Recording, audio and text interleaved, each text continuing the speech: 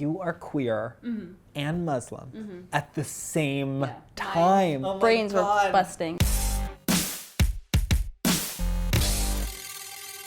Hi, I'm Dylan Marron, and as a video maker who has made many videos denouncing Islamophobia, I found that some people have a response where they don't understand why I am supporting a religion that doesn't support me.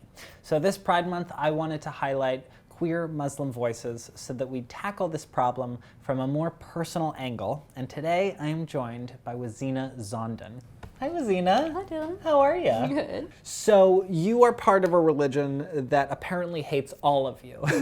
So tell me about that experience. The interesting thing is when I tell people I'm Muslim, I also actively tell them, and I choose being Muslim. It's where my resilience comes from. My coming out experience was maybe softened or made easier, a little bit better, because I knew God loved me. It was like, oh, God put this inside of me. So how do you practice Islam?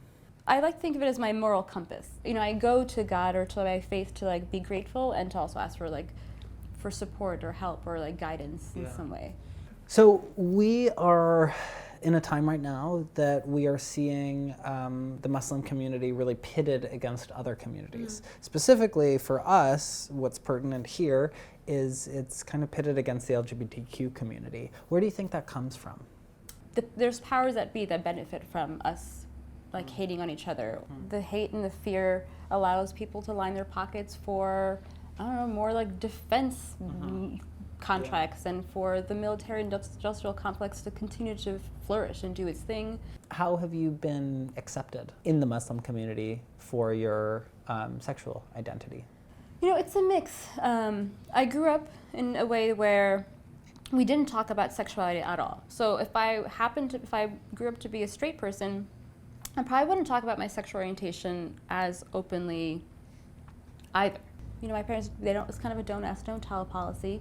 So I just had a conversation with a friend who, he's a cis, straight Muslim man, but he's like, you know what?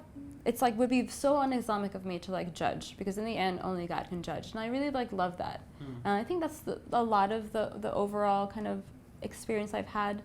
And I might be making it seem really easy, because there are lots of people who are Muslim and queer and or trans or both, right? And all three identities that don't have it this peaceful and loving and kind.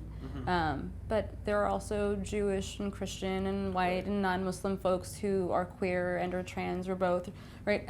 And don't have it so loving and nice either. What do you think are ways that we can actively combat Islamophobia in the LGBTQ community, but also beyond?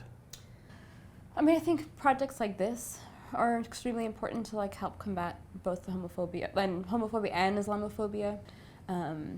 I think it's also for people like myself to maybe shed some of that shame a little bit and to proudly claim that I'm Muslim, because the folks who are Muslim and who are doing, the few and far between Muslims that are doing some of the shitty things, don't ever question whether they're good Muslims or not. And the rest of the world never says, you know, that bomber over there, that's not true Islam. The way they would say to me, right? Can you have tattoos and be Muslim? So for me, it's if I claim and proudly say that I'm Muslim, even in all the flawed human ways, it's an opportunity to reclaim faith. You are also a human beyond your identities. What do you do to chill? I always watch Bob's Burgers, and I watch The Office on repeat. Wow. I'm on my 9th time around. It's a long form extended looping GIF. Yes, exactly. And then I love taking Amtrak if I can anywhere for whatever reason. We're sponsored by Amtrak, so thank you. Are we? No. Oh, fine. All right. Amtrak, sponsoring queer Muslim stories on Facebook. I mean, this could be a thing. Amtrak could be building bridges or something Oh, this is a great idea. Amtrak, Wazina, call us. Yeah. Do you want us to make the sponsor? Well, either way, we've said Amtrak 4 times. So already someone is I must buy an Amtrak ticket.